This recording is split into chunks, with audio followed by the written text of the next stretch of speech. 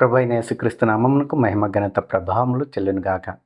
ఈరోజు వాగ్దానం వీక్షిస్తున్న మీ అందరికీ ప్రభువైన యేసుక్రీస్తు నామంలో శుభాభివందనములు తెలియజేయుచున్నాను. ఈరోజు వాగ్దానం చదువుకుందాము రండి. మత్తయి సువార్త 20వ అధ్యాయము 30వ వచనం. ఇదిగో, త్రోవ ప్రక్కను కూర్చున్న ఇద్దరు గుడ్డివారు యేసు ఆ మార్గమున వెళ్ళుచున్నాడని విని, ప్రభువా, దావీదు కుమారుడా, మమ్ము కరుణింపుమని కేకలు వేసిరి. చదవబడిన ఈ వాగ్దానంను ఈరోజు దేవుడు మన అందరి హృదయాలలో మంచినీళ్ళ పడిన విత్తనం వలె బహుగా ఫలింపజేయునుగాక. యేసయ్య సువార్త ప్రకటించుతున్న ఆ కాలంలో ఎరుకో నుండి వాళ్ళు బయలుదేరి వెళ్తున్నారు. జనసమూహం యేసయ్యతో కూడా ఉన్నారు. యేసయ్య ఆ మార్గం గుండా వెళుచున్నాడని ఆ ఇద్దరు గుడ్డివారు విన్నారు. విని, దావీదు కుమారుడా, మమ్మును కరుణించుము అని గట్టిగా కేకలు వేస్తున్నారు. ఊరకుండమని జనసమూహం ఎంత చెప్పినప్పటికీ వాళ్ళు ఊరకొనక మరి బిగ్గరగా కేకలు వేస్తున్నారు.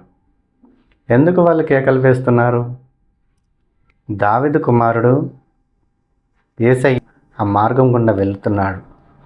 ఆయన్ను మనము దర్శిస్తే మన కన్నులు తెరవబడతాయి, మనం చూపు పొందుకోవచ్చు అని వాళ్ళు దృఢమైన సంకల్పంతో, దృఢమైన విశ్వాసంతో ఉన్నారు. యేసయ్య మాత్రమే స్వస్థపరచగలడని, యేసయ్య మాత్రమే బాగు చేయగలడని వాళ్ళ నమ్మకం. ఎందుకంటే అంతకుముందే యేసయ్య ఎంతోమందిని బాగు చేయడం, ఎంతోమందిని స్వస్థపరచడం, ఎంతోమందికి మంచి జీవితంను అనుగ్రహించడం, అనేక సమస్యల నుండి, అనేక రోగముల నుండి, అనేక వ్యాధుల నుండి ఆయన విడుదలను అనుగ్రహించడం, స్వస్థపరచడం వాళ్ళు విని ఉన్నారు. కాబట్టి యేసయ్య ఆ మార్గము గుండా వెళుచున్నప్పుడు, దావీదు కుమారుడా, మమ్మను కూడా కరుణించుము అని వాళ్ళు బిగ్గరగా కేకలు వేయుచున్నారు. ఎందుకంటే ఆయన మాత్రమే వారి కళ్ళు తెరవగలడు, యేసయ్య మాత్రమే మాకు చూపు అనుగ్రహించగలడు అని వారు దృఢంగా నమ్మారు. కాబట్టి ఆ మార్గం గుండా యేసయ్య వెళ్తున్నాడని వారు విని, వాళ్ళు స్వస్థత పొందుకోవాలని, చూపు పొందుకోవాలని ఎంతో ఆశతో దావీదు కుమారుడా అని గట్టిగా కేకలు వేశారు. ఎందుకంటే వాళ్ళకు వచ్చినటువంటి ఆ అవకాశంను వాళ్ళు పోగొట్టుకుంటే ఇక మీదట చూపు పొందలేమో, గుడ్డిగానే బ్రతకవలసి వస్తుందని వాళ్ళు ముందుగానే గ్రహించి ఆ ఉన్న అవకాశమును వాళ్ళు ఉపయోగించుకోవాలని దావీదు కుమారుడా అని గట్టిగా కేకలు వేశారు. చుట్టుపక్కల జనసమూహము వారిని గద్దించినప్పటికీ వారు జనసమూహం మాట వినక మరీ బిగ్గరగా వాళ్ళు కేకలు వేయడం మొదలుపెట్టారు. కాబట్టి ప్రియ సోదరి సోదరుడా విను, మన జీవితంలో కూడా దేవుడు దర్శించే కాలము వస్తుంది. దేవుడు మనల్ని స్వస్థపరిచే కాలం వస్తుంది. దేవుడు మన సమస్యల నుండి మనకు విడుదలనిచ్చే సమయం వస్తుంది. మనము బాగుపడే సమయం వస్తుంది. మనము ఆశీర్వదింపబడే సమయం వస్తుంది. ఆ సమయం వచ్చినప్పుడు దాన్ని మనం సక్రమంగా ఉపయోగించుకున్నట్లయితే దేవుడు మనల్ని తీసుకెళ్ళి ఉన్నతమైన స్థానంలో నిలబెడతాడు. అంతకుముందు యేసయ్య వారిని దర్శించే అవకాశం వారికి రాలేదు. కాబట్టి వాళ్ళు ఉన్న చోటనే ఉండిపోయారు. దేవుని దగ్గరికి వెళ్ళలేదు, స్వస్థతను పొందుకోలేదు. కానీ యేసయ్యనే ఆ మార్గం గుండా వెళ్తున్నాడని వాళ్ళు ఎప్పుడైతే విన్నారో, వారు ఉన్నటువంటి సమయంను సద్వినియోగం చేసుకోవాలని దావీదు కుమారుడా అని గట్టిగా కేకలు వేశారు. యేసయ్యను పిలుస్తున్నారు.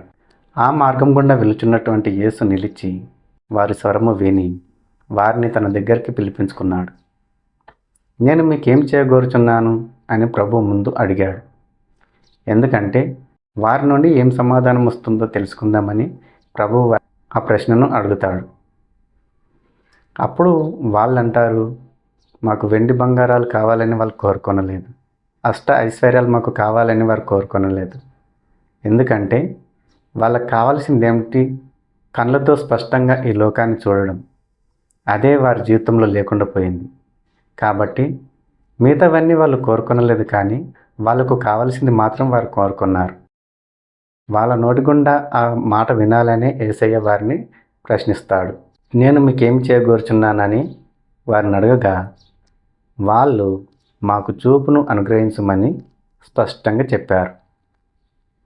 వాళ్ళకు ఉన్నటువంటి సమస్య అదొక్కటే. కాబట్టి వారి జీవితంలో ఇంకా అనేక సమస్యలు ఉండి ఉండవచ్చు. కానీ ఆ సమస్యలను వారు గుర్తు చేసుకొనక తమకున్నటువంటి ముఖ్యమైన సమస్యను వారు యేసుప్రభు ఎదుట పెట్టారు. కాబట్టి యేసయ్య వారిని కనికరించి వారికి చూపును అనుగ్రహిస్తాడు. ఎప్పుడైతే వాళ్ళు చూపు పొందుకుంటారో ఈ ప్రపంచాన్ని మొత్తం వాళ్ళు చూడగలుగుతున్నారు. అంతేకాదు దేవుని మహిమపరుస్తూ దేవుని వెంట వాళ్ళు వెళ్ళారు. ప్రియ సహోదరి సహోదరుడా, గమనించు, మన జీవితంలో కూడా ఎన్నో సమస్యలు ఉంటాయి. ముఖ్యమైన సమస్యలు ఉంటాయి, కొన్ని ముఖ్యం కాని సమస్యలు ఉంటాయి. కానీ ముఖ్యమైన సమస్యలను మనము దేవుని ఎదుట పెట్టినప్పుడు ఆయన మనకు ఆ సమస్యల నుండి విడుదలను అనుగ్రహిస్తాడు. కాబట్టి నువ్వు ఈరోజు ఏ సమస్యతో అయితే విపరీతంగా బాధపడుతున్నావో ఆ సమస్యను దేవుని ఎదుట పెట్టుము, మోకరించి ప్రార్థన చేయము. ఆయన నీకు ఆ సమస్యల నుండి విడుదలను అనుగ్రహిస్తాడు. చాలామంది అప్పుల బాధతో విపరీతంగా బాధపడుతుంటారు, అనారోగ్య సమస్యలతో విపరీతంగా బాధపడుతుంటారు, ఆర్థిక సమస్యలతో విపరీతంగా బాధపడుతుంటారు. ఏ సమస్యతో అయితే నువ్వు విపరీతంగా బాధపడుతున్నావో ఆ సమస్యను ఆయన ఎదుట పెట్టి మోకరించి ప్రార్థన చేసినట్లయితే ఆయన నీ సమస్యను విని ఆ సమస్య నుండి నీకు విడుదలను అనుగ్రహిస్తాడు. గుడ్డివారిని చూడండి, వాళ్ళకు ఉన్నటువంటి ముఖ్యమైన సమస్యను వారు దేవుని ఎదుట పెట్టినప్పుడు దేవుడు వారి మొరను విని ఆలకించి వారికి చూపును అనుగ్రహించి వారిని బాగు చేస్తాడు, స్వస్థపరుస్తాడు. వాళ్ళు ఎప్పుడైతే చూపు పొందుకుంటారో ఆ చూపు పొందుకున్న తర్వాత ఆయన మహిమపరుస్తూ ఆయన వెంట వెళ్ళిపోయారు. ప్రార్థన చేసుకుందాం. పరలోకమందున మా తండ్రి యేసయ్య, నీ ఘనమైన నామముకు వందనాలనైనా. యేసయ్య, గుడ్డివారు తండ్రి నీ గురించి ఎప్పుడైతే విన్నారో దావీదు కుమారుడా మమ్మల్ని కరుణింపము కరుణింపమని ప్రభువా వారు కేకలు వేశారు. ప్రభువా, నువ్వు నిలబడిన ఆయన వారి పట్ల కనికరించి కృప చూపి వారిని దగ్గరికి పిలుచుకొని తండ్రి వారికి ఉన్నటువంటి సమస్యను అడిగి తెలుసుకున్నారు. వాళ్ళు చూపు కావాలని ప్రభు వారు ఎప్పుడైతే నీతో చెప్పారో వారికి చూపు అనుగ్రహించారు. యేసయ్య, నువ్వు కనికరం గల దేవుడవు నాయన, ప్రేమ కలిగిన తండ్రి ప్రతి ఒక్కరి పట్ల జాలి చూపించే దేవుడవు, ప్రతి ఒక్కరి పట్ల ప్రేమ చూపించే దేవుడవు తండ్రి. యేసయ్య, వారికి చూపును అనుగ్రహించి వారిని బాగు చేశారు, స్వస్థపరిచారు. ఎప్పుడైతే వాళ్ళు చూపు పొందుకున్నారో ప్రభువా, వాళ్ళు మళ్ళీ వెనక్కి తిరిగి వెళ్లకుండా నిన్ను అనుసరించడం జరిగింది. నిన్ను స్తుతిస్తూ మహిమపరుస్తూ ఘనపరుస్తూ నీ వెంట వెళ్ళారు ప్రభువా. ప్రతి ఒక్కరినైనా మరి ప్రార్థన చేయుచుండగా ప్రతి ఒక్కరు మొర విని ఆలకించమని త్వరలోనైనా మాకందరికి సమాధానం అనుగ్రహించబోతున్నందుకై మమ్మల్ని మేము తగ్గించుకుంటూ నీ నామం నచ్చుకోమని వేడుకుంటూ యేసుక్రీస్తు నామంలో ఈ మనవులు సమర్పించుకుంటున్నాము తండ్రి. ఆమెన్.